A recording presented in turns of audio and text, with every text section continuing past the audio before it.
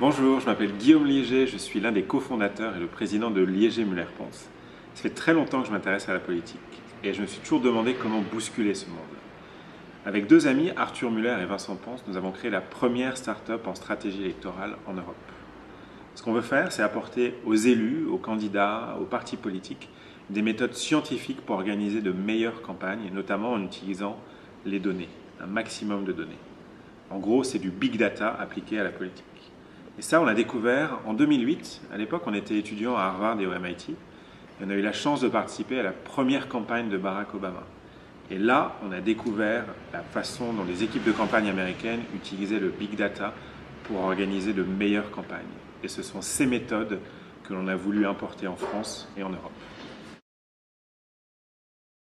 Vous savez, moi je suis chercheur, donc je me suis très vite dit qu'on pouvait énormément apporter aux campagnes en étant les premiers à utiliser une démarche data-driven.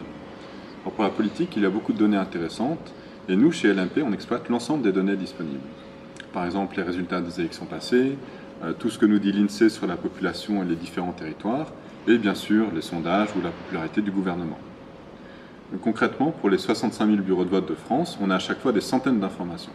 On a collecté et traité tout ça, et on a fait tourner nos algorithmes pour élaborer notre propre modèle qui prédit le résultat des élections à une échelle très fine et qui permet à nos clients de cibler les zones prioritaires pour leur campagne. C'est exactement ça qu'on propose à nos clients sur 50+1, notre application web et mobile qui permet d'optimiser la stratégie et l'organisation des campagnes électorales.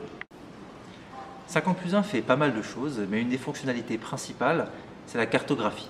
C'est-à-dire que pour chaque ville du pays, on représente tous les bureaux de vote, toutes les informations disponibles à leur sujet, et là on indique à notre utilisateur si ces bureaux sont prioritaires pour sa campagne.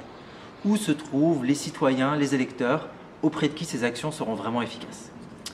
Nous, on veut mieux parler aux citoyens grâce à la data.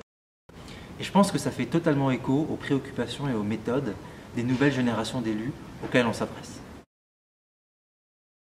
Aujourd'hui, notre appli a été utilisée par 67 candidats en France en 2014, lors des dernières élections municipales, et par déjà des centaines d'utilisateurs dans plusieurs pays étrangers. Et ça, c'est que le début. Parfois, on pense que la politique, c'est un secteur qui ne change pas souvent, un peu conservateur. Et là, on a été vraiment content quand on a constaté que plein de personnes en Europe attendent exactement ce genre d'outils pour faire bouger les choses en politique. Les données sur lesquelles on travaille, c'est des données publiques. Et donc, on peut dire que on grandit au même rythme que l'open data en Europe. Et donc, il y a 3 ans, ce qu'on faisait était même pas envisageable, alors qu'aujourd'hui, c'est vraiment l'explosion. Et dans 5 ans, si ça se trouve, il y aura, je sais pas, 50 ou 100 fois plus de données à exploiter pour nous.